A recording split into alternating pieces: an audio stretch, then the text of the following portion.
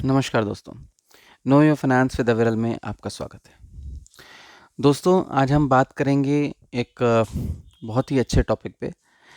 Topic है कि ज़मीन बेचें, फ्लैट खरीदें या फिर ज़मीन रखें, लोन लें, या फिर ये कहें कि ज़मीन लें या फ्लैट लें। तो दोस्तों, ये एक ऐसा टॉपिक है जिसको लोग मॉडर्नाइजेशन से भी कनेक्ट कर देते हैं। लोग आगे बढ़ते चले जाते हैं, पीछे छूटने वाली चीज़ों को नज़रअंदाज करते हुए, अपनी धरोहर को किनारे करते हुए।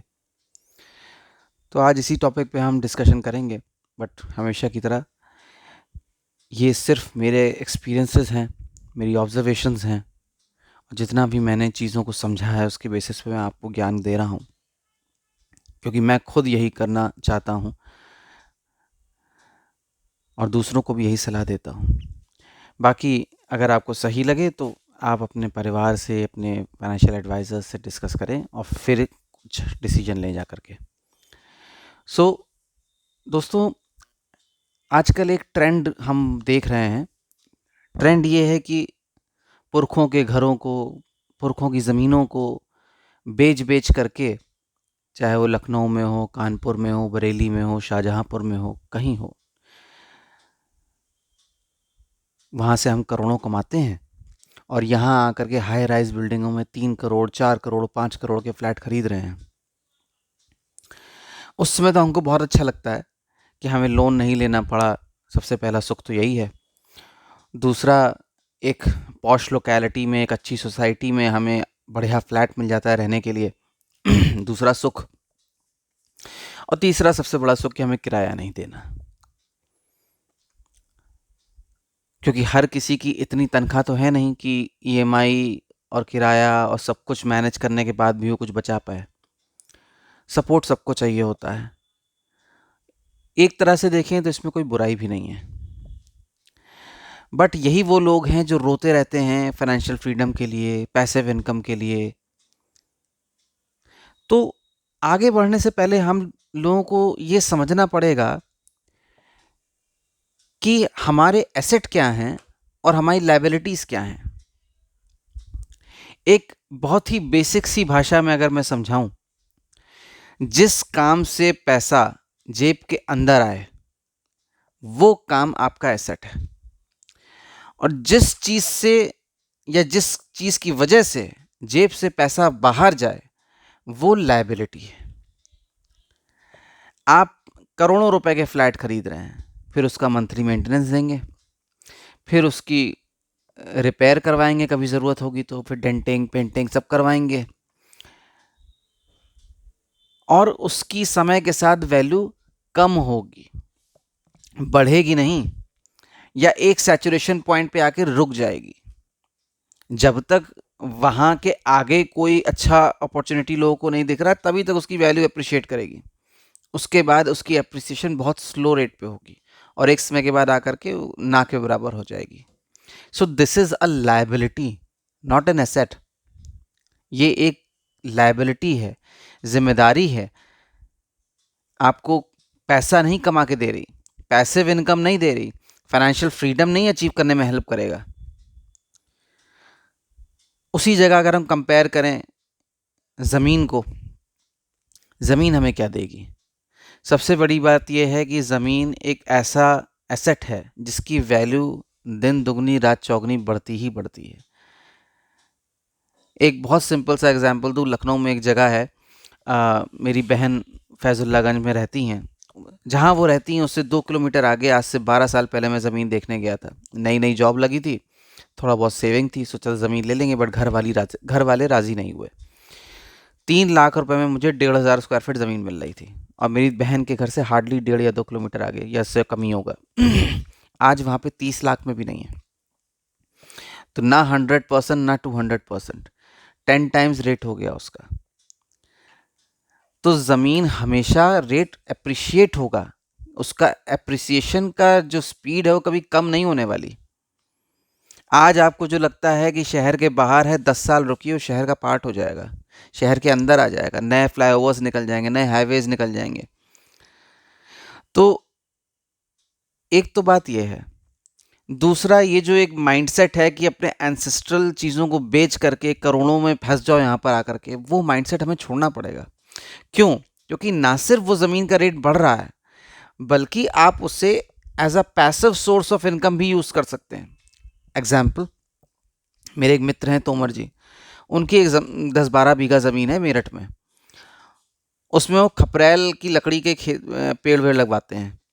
हर तीसरे साल वो उनको 18 लाख रुपए दे के जाता है, मतलब साल का 6 और महीने का 50,000। उनकी लागत कुल 35,000 रुपये आती है। अगर 35,000 साल भी मान लें तो भी 12 से डिवाइड करने के बाद 47,000 रुपये उनके पास बच रहे हैं पर महीने। और ये सिर्फ प्योर कैश है। आप चाहें तो, मैं ये नहीं कह रहा कि आप टैक्स हार्वेस्टिंग करिए, बट मैं आपको समझाने के लिए बता रहा हूं कि ये होती है पैसिव इनकम, कि जहां चीज आपको पैसा कमा के दे बिना आपकी बुद्धि लगाए, आपको उसका टेंशन नहीं लेना है। एक और एग्जांपल देता हूं। मेरा एक ड्राइवर हुआ करता था जब मैं एमएक्स में, जो एमएक्स के लिए काम करता था 17-18 में। तो उस ड्राइवर का घर गढ़वाल रीजन में कहीं था, पहाड़ी इलाका था। 5 बीघा ज़मीन उसे अपनी पुश्तों से मिली थी, और एक इतने लंबे समय तक काम करने की वजह से 3 बीघा शायद उसने उसमें ऐड कर लिया था। 8 बीघा उस वक्त कुल ज़मीन थी। और उस पर वो क्या करता था कि बीच में उसका परिवार रहता था, माता पिता, एक छोटी बहन, और वो यहीं घर के आसपास वो लोग अपनी ज़रूरतों का सामान उगाते थे। और खेत के चारों तरफ उसने सागवान के पेड़ लगा रखे थे, टीक वुड, जिसमें ऑलमोस्ट 60-70% टीक वुड हर तीसरे चौथे साल छटवा देता था, और उससे अच्छा खासा पैसा कमाता था। सो ये है पैसिव सोर्स ऑफ इनकम, ना कि आपका फ्लैट, क्योंकि आप उसमें रह रहे हैं। वो आपके लिए लायबिलिटी है, वो एसेट नहीं है। आप एनसीआर में या बैंगलोर में रह के कितना कमा लोगे? 3 लाख 4 लाख रुपए महीना। 5 करोड़ का आप घर खरीद रहे हो, 4 करोड़ का आप वहां घर खरीद रहे हो, ईएमआई कितनी बनेगी उसकी? लेट्स से आपने 3 करोड़ का घर खरीदा, तो उसकी कम से कम मरी हालत में जो ईएमआई बनेगी वो 1.5 लाख के आसपास बनेगी। उससे ऊपर ही बनेगी, नीचे नहीं बनेगी, राइट? 1.5-2 लाख के आसपास। ये तो आपने पैसा निकाल दिया ईएमआई के लिए, और उसके बाद आप उसको मेंटेनेंस का पैसा दे रहे हो, उसको मैनेज करने में अपने दिमाग खपा रहे हो। और आपके पास जो एक सोर्स ऑफ इनकम था जो आपको हर महीने पैसा कमा के दे सकता था, वो आपने बंद कर दिया। और इसी जगह 1.5-2 लाख रुपए आप ईएमआई दे रहे हो। आप वहीं अगर रेंट आउट कर लेते प्रॉपर्टी, तो कितना महंगा मिल जाएगा किसी पॉश पॉश इलाके में आपको? 70,000, 80,000, 1 लाख, इससे ज़्यादा तो नहीं जाएगा ना। प्लस उसका सारा मेंटेनेंस मकान मालिक देखेगा।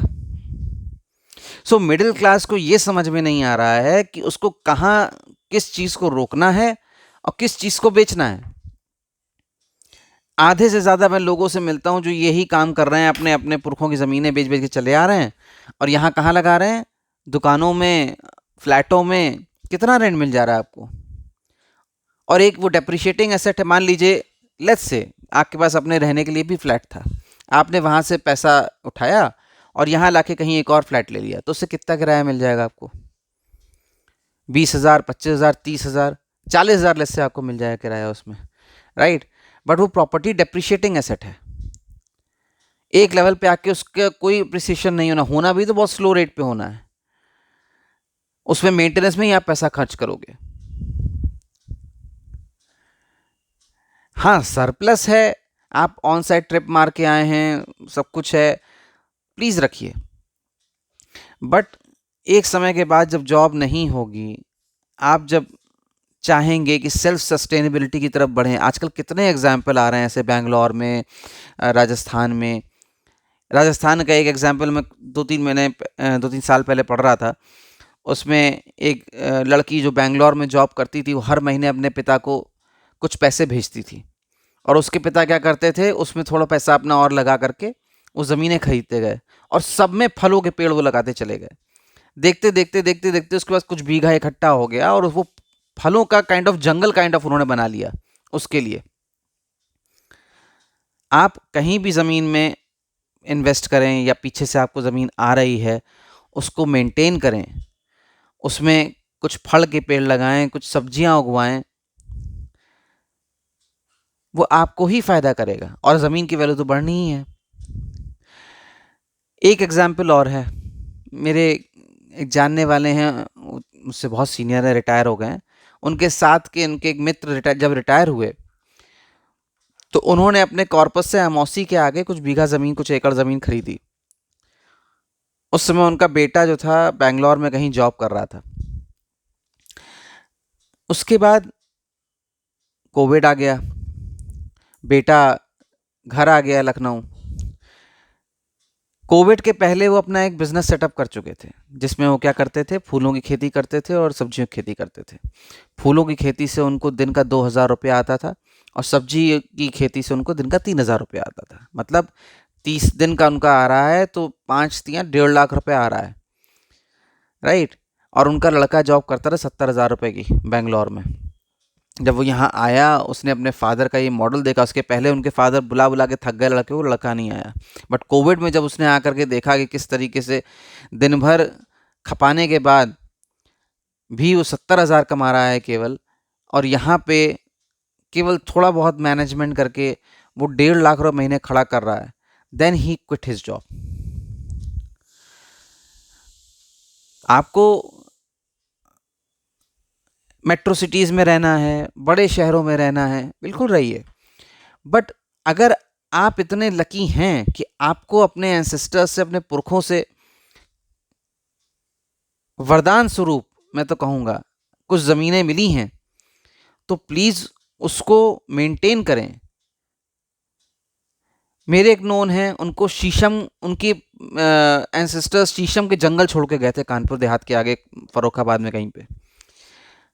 Over a period of time उनके जितने चाचा ताऊ सब हुए, सब बेच बेच के खा गए और पूरी ज़मीन बंजर मार दी उन्होंने। आज की डेट में वहाँ कुछ नहीं होता, सीज़न की एक खेती होती शायद आलू की। अब जा कर के उन्होंने एटलीस्ट अपने और अपने भाई का जो हिस्सा आता है 8 बीघा, उसमें उन्होंने खेती करानी शुरू करी है, थोड़ी सी ग्रीनरी लगवानी शुरू करी है, सेल्फ सस्टेनेबिलिटी की तरफ जाने का उन्होंने कदम उठाया है। तो मेरी आप सबसे यही विनती है कि यदि आप लोगों के पास ऐसा कुछ है जो आपको पीछे से ट्रांसफ़र हुआ है, तो प्लीज़ उसे मेंटेन करें। नोएडा, बेंगलोर, हैदराबाद में प्रॉपर्टीज़ ओवर प्राइस्ड हो चुकी हैं, बहुत हाई रेंज में जा चुकी हैं। यहाँ पर हाई राइज बिल्डिंग्स में फ्लैट खरीदने में करोड़ों रुपए लगाने की कोई आवश्यकता नहीं है। आप चाहे फतेहपुर में रह रहे हो, चाहे रायबरेली में रह रहे हो, चाहे सीतापुर में रह रहे हो, चाहे कहीं रह रहे हो, आप जहाँ हैं वहीं भले अपना इन्वेस्टमेंट कर दीजिए, वहीं बढ़ा दीजिए, वहीं ज़मीन खरीदिए और सेल्फ सस्टेनेबिलिटी की तरफ आगे बढ़िए कि वो ज़मीन ही आपको खिलाए, इतना दे दे। अब आप यकीन माने, यहाँ पे कई ऐसे पहाड़ियों को मैं जानता हूँ जिनके अपने बाग हैं सेब के, और वो क्या करते हैं, जो पुराना बार्टर सिस्टम होता था कि कुछ दे और ये सामान ले जा वाला हिसाब किताब, तो वो क्या करते हैं, सेब दे देते हैं, सेब के बदले में कहीं से तेल उठा लाएंगे, कहीं से गेहूं ले आएंगे, कहीं से चावल ले आएंगे वहीं गांव के लोगों से। तो ये कल्चर भी बहुत अच्छा है। आप अपने साथ के लोगों से ही गांव में जहाँ पे भी आपकी ज़मीनें हैं, उस अपनी जो आपकी ज़मीन में फसल हो रही है उसके बदले आप शुद्ध सामान ले सकते हैं। सो ना सिर्फ आपकी पैसिव इनकम खड़ी हो जाएगी, बल्कि आप अपना इतना ज़्यादा कल्टीवेट कर लोगे चीज़ों को वहाँ पे कि आप ना सिर्फ अपनी नीड्स पूरी कर सकते हो, बल्कि उससे शुद्ध सामान गांव से ही डायरेक्ट ले सकते हो। कितने लोगों को मैं जानता हूं जो गांव में पढ़ा रहे हैं या गांव में रह रहे हैं, वहाँ पे जो सरसों की खेती होती है उससे एक्चुअल प्योर फॉर्म ऑफ सरसों का तेल लेके चले आते हैं गांव से। So coming back to the question, ज़मीन रखें या फ्लैट खरीदें। देखिए, अगर आप रेंट बेयर कर सकते हैं, आपके पास अपने घर हैं, तो अपनी ज़मीन बेच करके अपने फ्लैट ना खरीदें। ज़मीन को बचाएं, उसे प्रोटेक्ट करें, उसको नरिश करें, उसमें इन्वेस्टमेंट करें, उसको बढ़ाएं। और अगर आपकी ये इच्छा है कि नहीं मुझे फ्लैट लेना ही लेना है, तो आप ये देखें कि उसकी ईएमआई आपकी टोटल सैलरी की 20 या 25% से ज़्यादा की ना बने, तो ही आप फ्लैट लें। अपनी सेविंग करें, म्यूचुअल फंड में डालें, स्टॉक्स में डालें, वहाँ से प्रॉफिट निकालें, उसके बाद अपना फ्लैट घर खरीदिए। बट जब भी घर खरीदिए ध्यान रखिए कि उसकी टोटल ईएमआई जो है मंथली, वो आपकी टोटल सैलरी की 20 या मैक्सिमम 25% से ज़्यादा नहीं होनी चाहिए। आई होप आप समझ पाए होंगे जो मैं आपसे कहना चाह रहा हूं। I am a strong advocator of protecting ancestral properties, क्योंकि रियल वेल्थ एक्चुअली में जनरेशनल वेल्थ है। आपके पुरखे जो आपको बना के दे गए, अगर आप कुछ कर सकते हैं तो उसमें ऐड ऑन करें, उसको बेच करके आज के सपने पूरे करने की ना सोचें। धन्यवाद।